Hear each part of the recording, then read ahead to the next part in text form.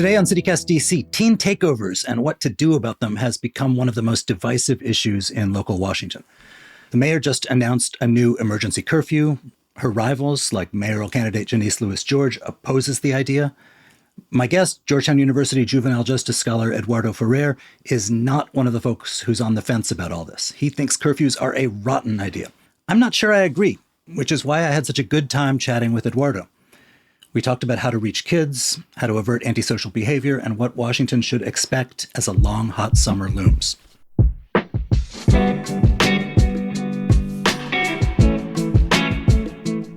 Today is Monday, April 20th. I'm Michael Schaefer. Here's what DC is talking about.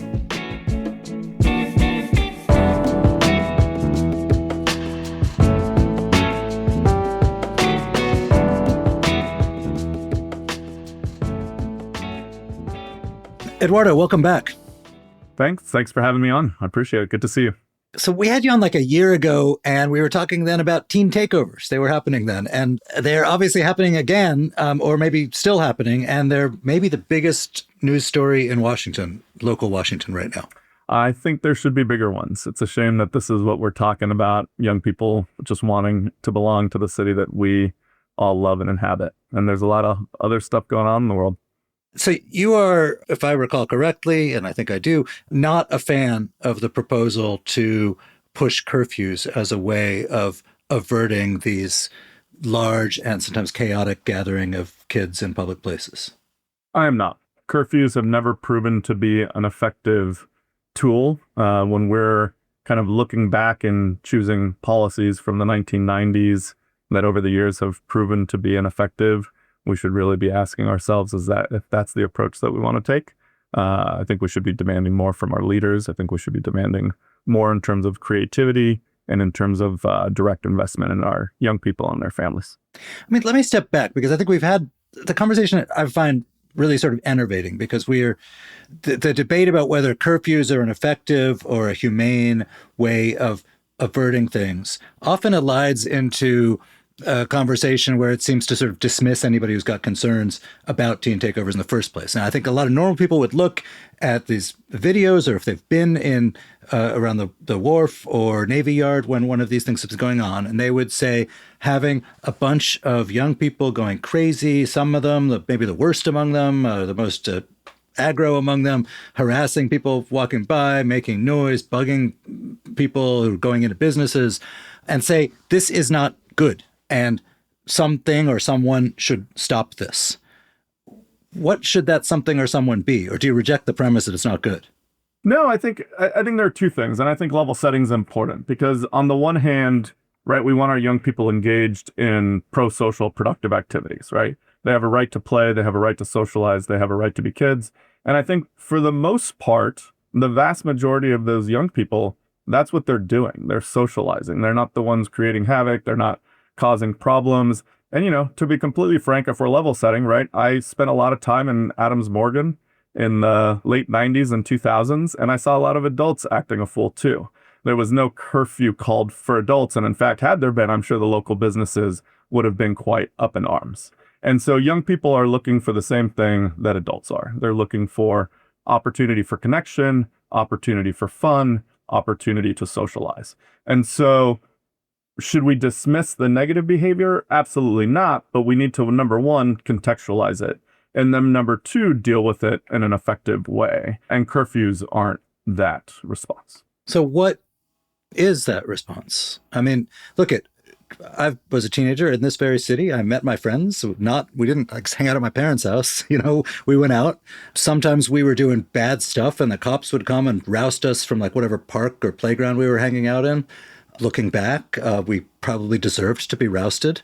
I'm happy they never arrested me, although I think I did some stuff that probably merited it sometimes. The tool, though, is the ability of some sort of authority figure to say, y'all move along. Do you think that is there a way of doing that tool without calling it a curfew?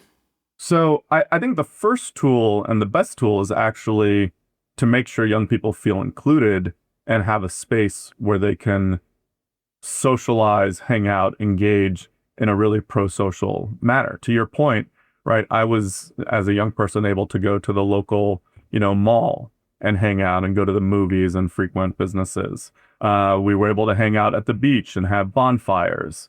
And we were allowed in those spaces, to be completely frank, because of my skin color and my privilege, to not be looked upon with suspicion, or as you said, to maybe have someone tell us to move along, but the answer wasn't pepper spray and arrests or this kind of draconian enforcement. And so... Wait, can I ask you, were bonfires legal on that beach? They were. They were, okay. Yeah, you could have a bonfire till 10 p.m. So I think the reality of it is, right, it is both, number one, we should have spaces where young people feel comfortable, where they feel safe, where they can congregate and hang out the way many of us had when we were kids. And sometimes if we don't help those young people create their own spaces in a positive way, they're going to find those spaces in a different way. And a small percentage of those young people may act out. And then so the question, to your point, is, well, what about that small percentage? I think as you have said, right, there is a way to do this that's not through police or through the state or through enforcement, but really through kind of relationships with caring adults who can go in and say, all right, it is now X time. It is time to move along. But it's not early curfews or police enforced curfews. And I would say, just for a lot of individual citizens who don't have relationships with the kids in question, it's pretty hard to go to any group of, a dozen or 100 or 200 people and say, get out of here, in our atomized, incredibly unequal society. Absolutely. And that's actually one of the things, when you talk to young people about what they want investment in safe spaces for them, but they would love more adult allies. They would love more investment. There are a number of great organizations, Critical Exposure, Black Swan Academy, Trigger Project, DC Action, that are doing street outreach to young people, that are bringing them in the fold, that are building these relationships, both so that they can provide safe spaces, but also so that they can provide that love of, all right, we also got to be respectful towards everyone. And so young people would welcome that relationship with more adults in the city if we were willing to invest in those relationships. But look, I don't want to extrapolate too much from my own teenage time, but based on just a couple of things you said, you talked about when you're growing up, you'd go to the mall, you'd go to the movies, your skin color and your privilege certainly made you less of a suspicious figure in those places. But the way our space is organized now, there's really not as many malls, and there's not as many movie theaters. Again, 17-year-old me would not have been keen on going to some, like a rec center with something the grown-ups were organizing for me, because it was really about my own agency. So I'm just trying to think, in the real world as we have it now, what are some of these alternative spaces? So let me say a couple things on that point. Number one is, from what I've heard from young people and the people who are really on the ground on this issue, teenagers have loved the DPR teen night events. Mm-hmm. They have absolutely loved them, and they want more of those types of events. So when we engage young people, they're responding, and they're responding eagerly, and they're hungry for it. I'd say the other piece that's made it really tough is, to your point, kind of the lack of these multi-generational spaces, is also the rhetoric in the city over the last 3 years has really demonized young people. And so the fact that we're now asking or demanding respect from young people when we've been trashing them for the last 3 years doesn't put us in a great position either for them to be taking us seriously. So on the one hand, they're loving the spaces that we're trying to create for them. And on the other hand, I think we as the adults have a lot of relationship repair to do in order to build a relationship of trust with young people in the city. What is the demonizing you're talking about? Oh, all the scapegoating of young people with respect to crime going up, and, the fact that... how is it scapegoating? Crime did go up. Crime went up for 6 months in 2023, and basically we've seen huge reductions in crime since the mid-90s until now. And youth arrests currently are still well below pre-pandemic numbers. So yes, there was a giant decrease during the pandemic because of everything that was going on, and it's ticked up slightly, but we're still well below where juvenile arrests were, where youth arrests were in 2019.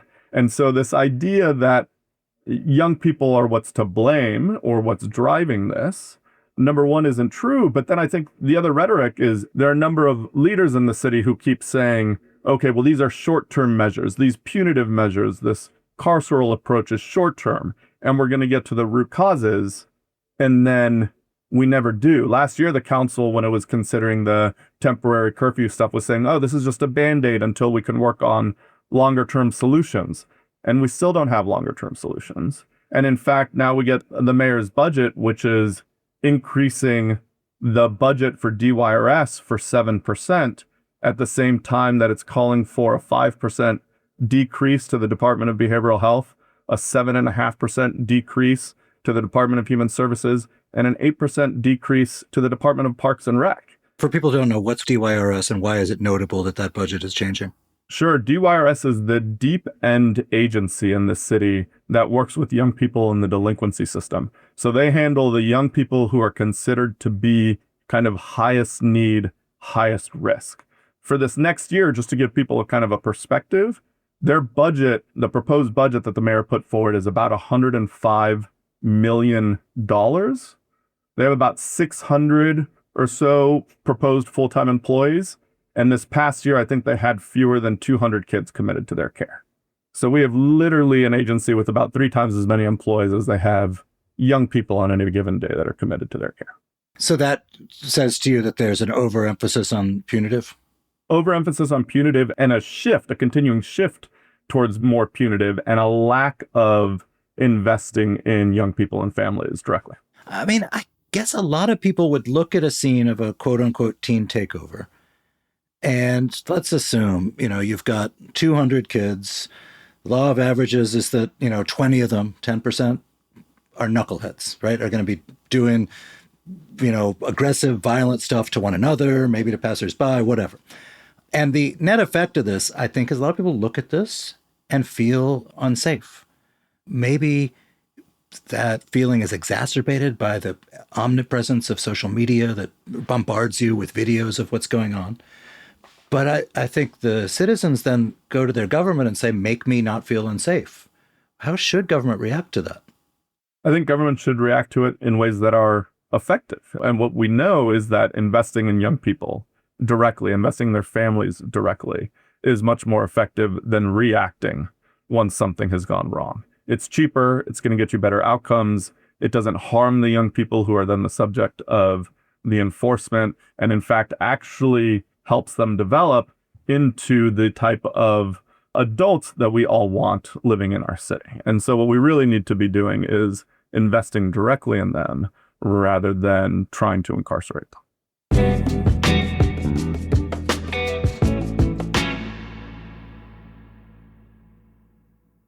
Okay, the last weekend of April, the Smithsonian's National Museum of the American Indian is hosting one of those events that remind you why we are so lucky to live in DC. The Living Earth Festival is happening at the museum Saturday and Sunday, April 25th and 26th. It is free. It's a celebration of native art, creativity, and the power of clay, built around Always Becoming, this breathtaking outdoor sculpture installation by Nora Naranjo Morse. There's going to be live performances, artist demos, hands-on activities, and more. And definitely make time for the Mitsitam Cafe inside the museum. If you haven't already eaten there yet, you're missing out on one of the most underrated and unique spots in this entire city. And for my money, the best food you can get at one of the Smithsonian museums. Again, it's free on Saturday and Sunday, April 25th and 26th. Check out the full schedule of activities at americanindian.si.edu or the museum's social media at Smithsonian NMAI. Did you know DC gets fewer than 30 truly window weather days a year? Days that are sunny, not too hot, and not too cold. Window Nation's The More You Buy, The More You Save sale is going on now, and it is the perfect time to make the most of every one of those precious days. You could save up to 50% off all the windows for your home. Window Nation's installation crews can finish the job in 1 day or less, so you can enjoy the breeze with minimal disruption. Best of all, they offer a lifetime warranty on all their windows, so you can relax knowing your home is protected far into the future. But hurry, the sale ends soon. Schedule a fast free consultation now at windownation.com. How much of the culture of teen takeovers, and I would love to read an ethnography of them or something someday. Again, thinking of myself as a teenager, thinking of the teenagers I'm raising, there is a certain kind of nihilism that is loose, and we're going to have our own agency. We're going to have our own space. If that space is not there for us, we're going to colonize a space and it'll become ours. How much is that part of the mix, and how do you really deal with that? Sure. I mean, look, that's part of the other part of this, right? Is that it is normative behavior in some ways. This is just what teens do. I think what exasperates the issue here is when you layer in race, Black and brown youth in this city are treated in a very different way than white youth are treated in this city and elsewhere. So white youth in like upper Northwest are getting away with having like beer parties at someone's house, and they've actually got someone's house to go to where the parents could go on a nice vacation and leave the house open for the kids. And that's not happening somewhere else. Exactly. They have more spaces. So young people across the board, regardless of race, are engaging in the same types of behaviors, but our enforcement response is very different to Black or brown youth versus white youth. The other thing that I think I'm with you, I'd love to read some type of cultural or sociological research on this, because teen takeovers, you mentioned, are here a hot thing in DC, but we're seeing this across the country. I was going to ask you that. Yeah. Right. And so it's not something that's unique to our young people. It's something that young people are doing right now because it's kind of a fad, similar to the way that, smoking was a fad in the past. Using drugs was more faddish in the past. When you look at all the measures of kind of adolescence, young people today are actually much more well-behaved than we were in the past. There's less smoking, less drug use, less teen pregnancy, less fighting, and yet we're looking at them as if they're the problem. And in fact, by and large, they're doing what we want them to do, which is engage in more pro-social behavior.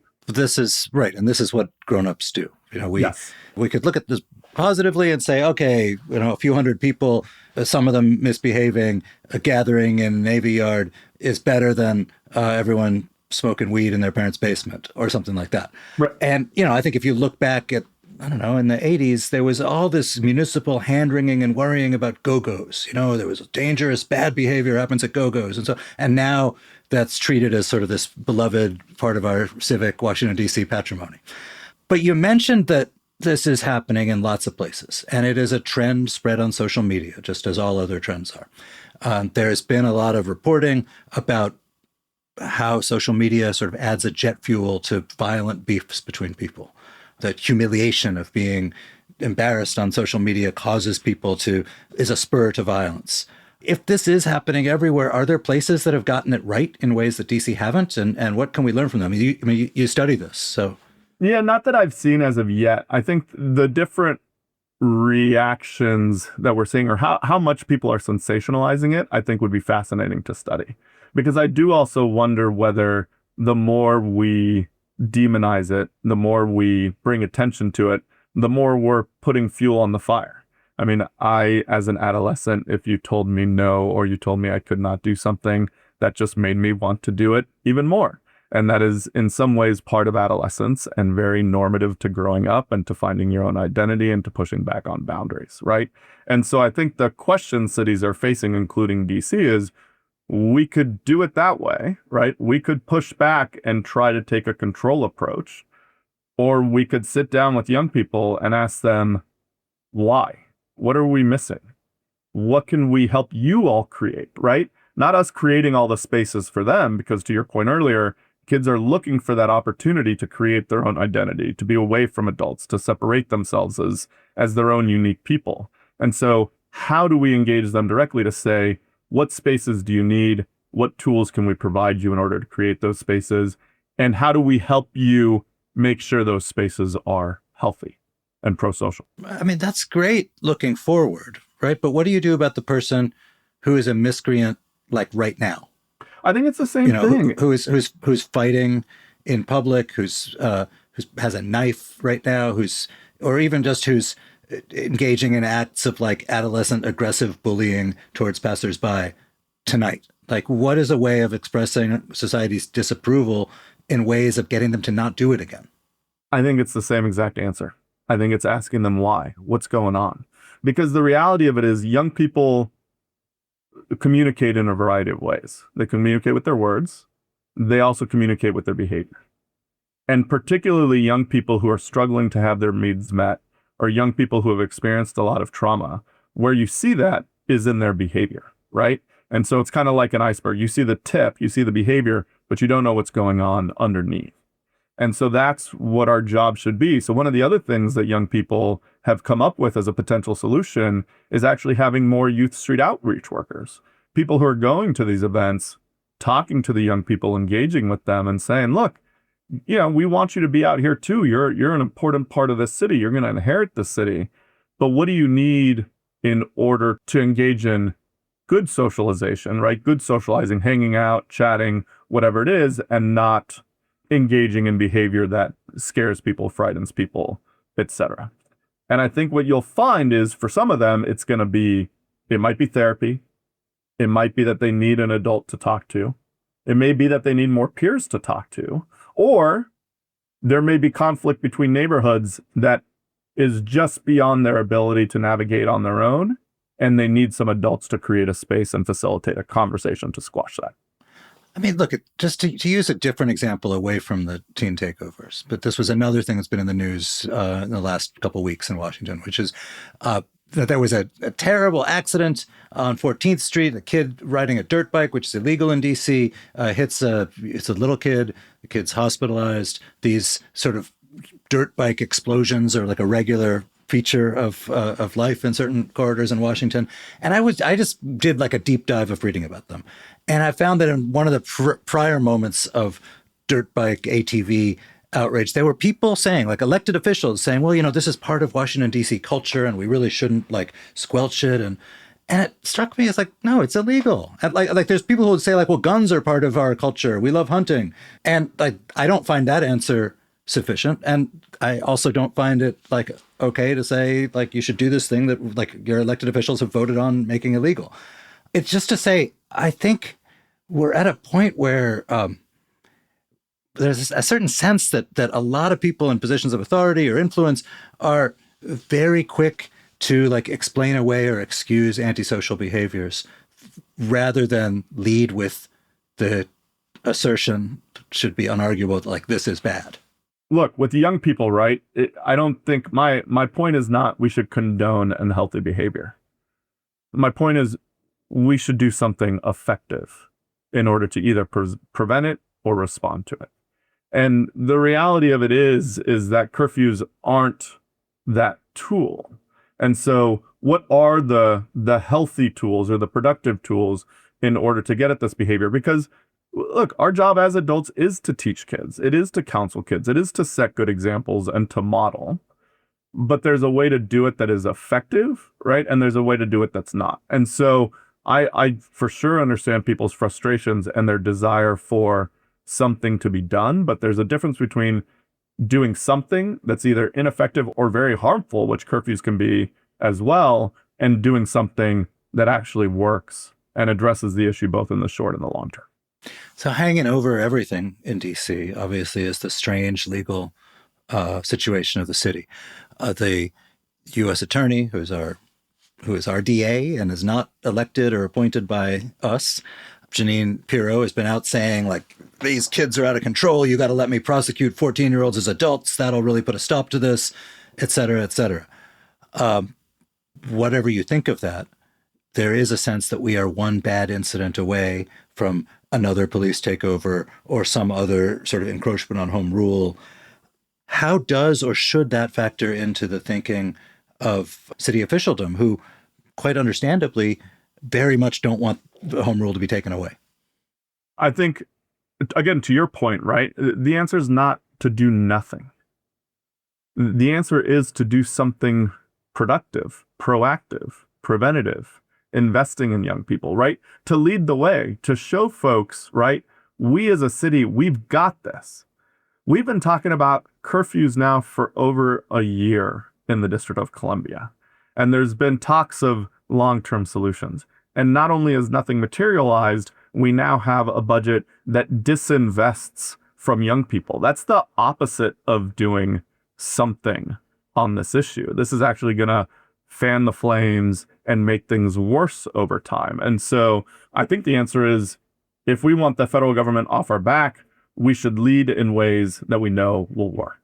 And that means working directly with young people, working directly with their families, and investing them on the front end, preventing incidents from escalating and providing them with safe spaces to hang out. So the great thing about adolescent trends is they end. They end, exactly. Just like the carjacking trend ended. There's probably 11-year-olds now who, by the time they are teenagers, are going to be like, ugh, teen takeovers are so square. I don't want to have anything to do with that. But that probably won't happen before the summer.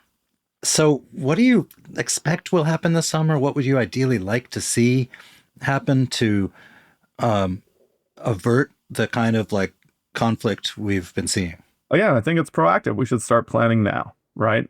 We should send the message to young people that you're going to have safe spaces to hang out. And in fact, what would be better is talking to them now and say, what spaces do you want or need over the summer, right? Do you want more teen late night events? Do you want more recording studio space opened up? Do you want SYEP, the Summer Youth Employment Program, to function in different ways?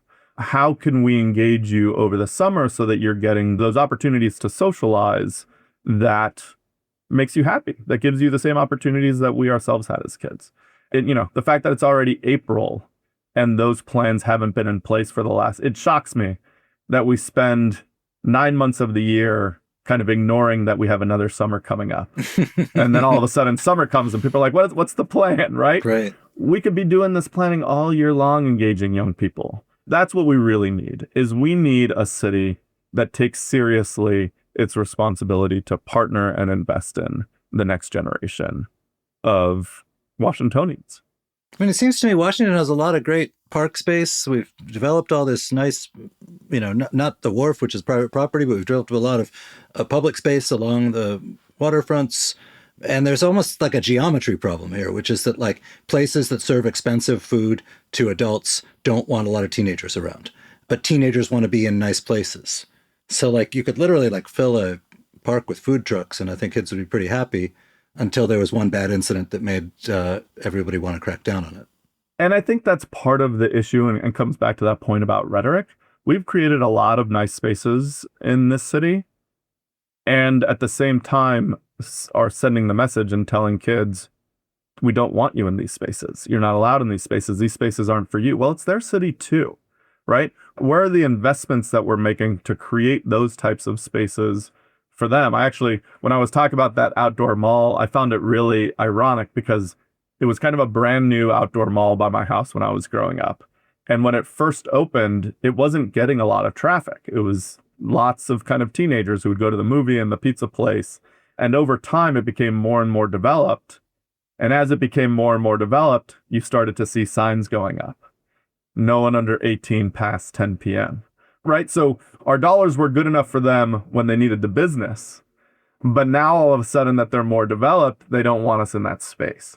And I think young people are getting that message. And we need to be more intentional as a community of sending them the message that this city is for you too. What do we need to do in order to help you feel that way and in order to make it a reality? So before I let you go, it is about to be summer. It's really hot out today. How optimistic, pessimistic are you for DC this summer? Well, that's a great question. I will be more optimistic if we actually find the space and the dollars and the time to invest in young people, right? The number of emergency legislative packages that have been put forth over the last 3 years that focus on punishment and control and incarceration are pretty countless. And yet we can't ever seem to find a way to have that same sense of urgency when it comes to investing in young people. So even, for instance, this past spring break, DPR had this great idea to do events every day for young people. That's a fantastic start.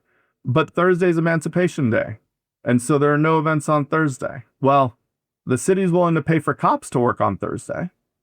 Why aren't we willing to pay for youth workers to work on Thursday so that kids have a place to go, right? It's those type of disparate investments and disparate focuses that I think really undermine our efforts to include young people more in the fabric of the city in a way that will keep us all kind of safer and happier. Eduardo, thank you so much for being here. Thank you very much for having me again. It's great to see you.